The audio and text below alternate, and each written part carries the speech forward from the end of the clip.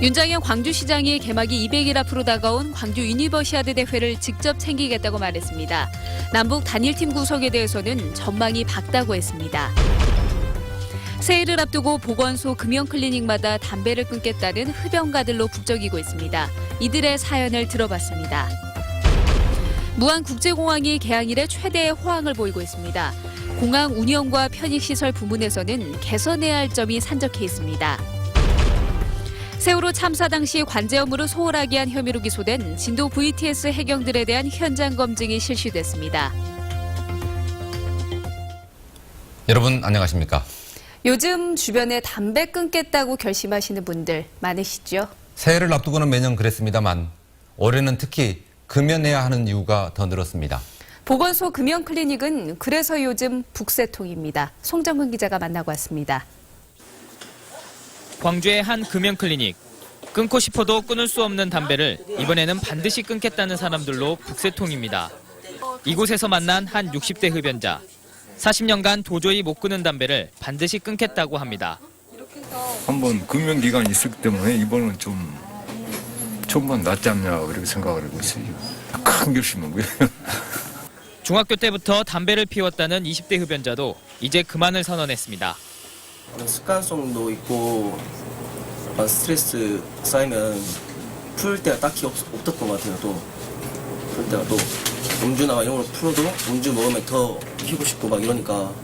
담배에 중독된 흡연자들의 금연 선언이 대폭 늘어난 건 정부의 담배값 인상안 발표 이후입니다. 실제로 담배값 인상안이 발표된 직후 보건소 클리닉을 찾는 흡연자는 지난해보다 2배 이상 늘었습니다. 2배 가까이 오르다 보니까 이제 하나 살 걸 이제 두 개 살 값에 사니까 이제 부담이 많이 되는 거죠. 게다가 커피숍에 설치돼 있는 이런 흡연석도 내년 1월부터는 모두 운영할 수 없게 돼 흡연자들의 설 자리가 더 없어지게 됐습니다. 내년이면 모든 음식점에서도 담배와 전자담배를 피울 수 없습니다. 새해 들어 비싸질 담배값부터 사라지는 담배 피울 공간까지 설자리가 좁아진 흡연자들이 금연 클리닉으로 발길을 돌리고 있습니다. MBC 뉴스 송정근입니다. 광주 유니버시아드 대회가 이제 200일 앞으로 다가왔습니다. 윤장현 시장은 비용은 줄이되 역량을 모아서 차질 없이 대회를 준비하겠다고 밝혔습니다. 정용욱 기자입니다. 내년 7월 3일에 개막하는 유대회가 200일 앞으로 다가왔습니다. 윤장현 시장은 기자회견에서 적은 비용으로도 국제대회를 훌륭하게 치를 수 있다는 것을 보여주겠다고 강조했습니다. 전체 70개 경기장 가운데 새로 짓는 3개를 제외하곤 모두 기존 경기장을 활용해 많은 예산을 절감했다는 겁니다. 경제적인 대회로서 지역의 큰 부담을 최대한으로 아껴서 부담을 안기지 않는 실용적인 대회를 만들고자 합니다. 유대회 운영비의 경우 최근 시비 100억과 국비 130억이 추가로 반영됐다며 그래도 모자란 부분은 마케팅과 자원봉사 확대 등을 통해 해결해 나간다는 계획입니다. 대회 흥행을 위한 남북 단일팀 구성도 전망이 밝다고 밝혔습니다. 북측에서도 단일팀을 비롯한 여러 가지 일들의 가능성이 있는 걸로. 유대에 너무 소홀한 게 아니냐는 지적에 윤 시장은 대회 지원 체계를 시장 중심으로 재편해 새해부터는 관련 업무를 직접 챙기겠다고 밝혔습니다. 하지만 대회 200일을 앞두고 분위기 조성을 위해 무엇을 어떻게 하겠다는 구체적인 안을 내놓진 않아서 평소 유대에 부정적이었던 윤 시장이 어떤 행보를 보일지 주목됩니다. MBC 뉴스 정용욱입니다. 광주 유대회 선수촌 갈등이 임대료 분쟁에 이어서 공무원 징계 요구로 확산되고 있습니다. 광주 경실련은 시 재정에 막대한 부담을 초래할 수 있는 임대 계약을 추진한 만큼 임대료 소송에 앞서서 담당 공무원부터 징계해야 한다고 주장했습니다. 한편 유대회 선수촌 재건축 조합은 선수촌 사용료 등으로 광주시에 360억 원을 요구해서 갈등을 빚고 있습니다. 광주 시내버스 업체들이 인건비 34억 원을 착복했다는 시민단체 주장과 관련해서 광주시가 업체를 수시로 감사하기로 했습니다. 광주시는 시의회 추경 예산 심의에서 중공영제 인건비가 엉터리로 집행되고 있다는 지적에 대해서 이같이 답했습니다. 이에 대해 시의회는 광주시가 제대로 감사하지 않으면 행정사무조사를 추진하겠다고 밝혔습니다. 오늘 지방세 고액 체납자의 명단이 공개됐는데 올해부터는 공개 기준이 바뀌었습니다. 명단을 공개해봤자 밀린 세금 내는 사람이 별로 없어서라고 합니다. 김민정 기자가 취재했습니다. 올해도 지방세 고액 상습 체납자 명단이 공개됐습니다. 광주의 경우 개인과 법인을 더해 모두 114명, 지난해보다 200여 명이 줄어들었습니다. 그런데 명단 공개자가 확 줄어든 이유가 체납이 해결됐기 때문이 아니라 공개 기준이 바뀌었기 때문입니다. 그동안엔 세금을 내지 않으면 몇 년이고 계속해서 명단을 공개했던 기준을 바꿔 올해부턴 신규 체납자만 공개하기로 했습니다. 대신 2년 이상 세금을 안 낸 체납자에서 1년 이상 체납자로 공개 범위를 늘렸습니다. 정부는 명단 공개의 실효성을 높이기 위해 기준을 바꿨다고 밝혔습니다. 계속 쌓이는 거요. 이 사람들 별로 신경도 안 쓰는 것 같아가지고 올해는 신규 공개제를 해가지고 좀 해보자. 이 공개 실효성이 있는지 없는지. 실제로 고액 체납자 명단을 공개한 지 올해로 9년째지만 고액 체납자 수나 체납액 모두 매년 가파르게 늘고 있습니다. 체납자에 대해서 명단 공개를 해가지고 납부하는 실적이 극히 미미합니다.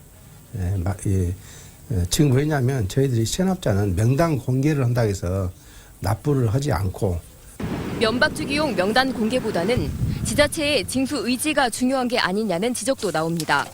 지난해까지 광주에서 고액 체납자 1위였던 허재호 대주그룹 전 회장이 지방세를 내게 된 것도 황제 노역으로 여론이 악화된 뒤 광주시가 은닉재산을 찾아낸 결과라는 점은 이를 대표적으로 보여주고 있습니다. MBC 뉴스 김인정입니다. 무안국제공항이 요즘 북적거리고 있습니다. 노선 수나 이용객 수는 개항 이래 최대 실적을 기록해 공항 활성화에 기대감을 높여주고 있습니다. 문현철 기자가 취재했습니다. 지난달 무안공항 제주 노선에 저비용 항공사가 취항했습니다. 하루 한 차례 왕복 운항하는 이 노선은 80% 이상 높은 탑승률을 기록하고 있습니다. 이처럼 국내외 노선이 활기를 띠면서 무안공항의 전체 이용객 수가 폭발적으로 증가했습니다. 지난달은 1년 전과 비교해 무려 19,800여 명, 300%가 신장됐습니다. 올 들어 국내외 22개 노선의 전체 이용 실적도 15만 8천여 명으로 지난해보다 24%나 늘었습니다. 이런 추세라면 연말까지 17만 명 달성은 무난해 역대 최다였던 지난해 기록을 다시 갈아치울 것으로 보입니다. 노선과 이용객 수가 해마다 큰 폭의 증가세를 보이면서 공항 운영과 시설 개선이 과제로 떠올랐습니다. 대형 여객기 착륙을 위해 지급한 활주로 400m 연장 사업비는 내년도 정부 예산에서 또 빠졌습니다. 저희들 국회에서 노력을 했습니다만 2015년 예산은 반영이 되지 않았습니다. 그래도 지속적으로 국회와 또 기획재정부, 중앙부처하고 협의해가지고 가능한 빠른 시일 내에 예산이 확보될 수 있도록 최대한 노력을 해나갈 계획입니다. 외국인이 전체 이용객의 34%에 달하고 국제 편수도 계속 늘지만 출입국 관리사무소 출장소는 아직까지 설치되어 있지 않습니다. 또 구멍가게 수준의 면세점에 식당과 휴게실 등 편익시설은 단 한 곳도 없는 현실은 이름뿐인 국제공항의 민낯을 드러내고 있습니다. MBC 뉴스 문현철입니다. 세월호 참사 당시 관제 업무를 소홀히 한 혐의로 기소된 진도 VTS 해경들에 대한 현장 검증이 실시됐습니다. 실제 이들이 직무유기를 했는지와 근무 태만의 증거가 됐던 CCTV의 위법성이 쟁점이 됐습니다. 김진성 기자입니다. 세월호 사건을 담당하고 있는 광주지법 재판부가 진도 VTS에 들어섭니다. 직무유기 혐의로 기소된 진도 VTS 해경들과 검찰의 엇갈리는 주장을 현장에서 확인하기 위해서입니다. 구속된 진도 VTS 센터장 김모경감 등 5명도 모습을 드러냈습니다. 관제 화면 같은 것들이 기록으로 나오는 거랑 실제로 어떻게 이제 두 명이 근무 때랑 한 명 근무 때가 어떻게 다른지 궁금해요. 2인 1조로 근무해야 하는 규정을 어기고 혼자 야간 근무를 해 관제가 소홀했다는 검찰의 주장과는 달리 해경 측 변호인들은 근무자 한 명이 연안과 원거리 모두를 관제할 수 있어 직무유기가 아니라고 맞서고 있습니다. 재판부는 사고 당시 관제 화면을 재생하며 세월호의 이상 징후를 파악할 수 있는 상황이었는지 점검했습니다. 근무 중 잠을 자거나 골프 연습을 하는 등 해경 근무 태만의 증거가 됐던 CCTV의 위치와 화면 영역도 검증 대상이 됐습니다. 이 같은 사실을 감추기 위해 해경이 일부 CCTV 화면을 삭제한 사실도 드러났지만 해경 측 변호인들은 직무를 녹화한 CCTV의 위법성을 이유로 증거가 되지 않는다고 주장하고 있습니다. 세월호의 이상 징후를 알아차리지 못했던 진도 VTS 소속 해경 13명은 직무유기 혐의로 현재 1심 재판을 받고 있습니다. MBC 뉴스 김진선입니다. 주민들에게 추석 선물을 돌린 혐의로 구속 기소된 노희용 광주 동구청장이 공소 사실을 전면 부인했습니다. 광주지방법원에서 열린 첫 재판에서 노희용 동구청장은 명절 선물을 돌리라고 지시하거나 공모하지 않았고 선물 비용을 대신 냈다는 이모 씨는 잘 알지도 못하는 사람이라고 주장했습니다. 반면 함께 구속된 측근 박모 씨는 구청장의 지시를 받아 업자 이 씨와 협의해 선물을 돌린 것은 맞지만 비용은 4천만 원 정도로 공소 사실에 기록된 것보다 적다고 주장했습니다. 내일 광주 전남 지방에 또다시 비교적 많은 눈이 내리겠습니다. 눈은 내일 오후에 서해안부터 시작해 차차 내륙 지역으로 확대되겠고 모레까지 예상 적설량은 3에서 8cm, 남해안은 1에서 5cm입니다. 또 내일 낮에는 기온이 오늘보다 3, 4도가량 떨어지고 바람까지 강하게 불면서 체감 기온이 영하권에 머물겠습니다. 광주지방기상청은 모레 광주의 아침 최저 기온이 영하 5도까지 떨어지면 올겨울 들어 가장 추운 날씨를 보이겠다고 내다봤습니다. 시민 공모를 통해 선발된 첫 일일 시민시장이 시정활동에 참여했습니다.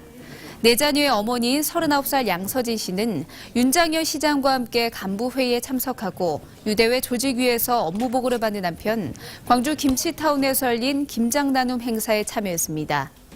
양 씨는 시민시장 참여가 시정에 관심을 갖는 계기가 됐고 아이들에게 자부심을 심어주는 소중한 추억이 됐다고 소감을 밝혔습니다. 다음은 희망 2015 나눔 캠페인 성금을 보내주신 분들입니다.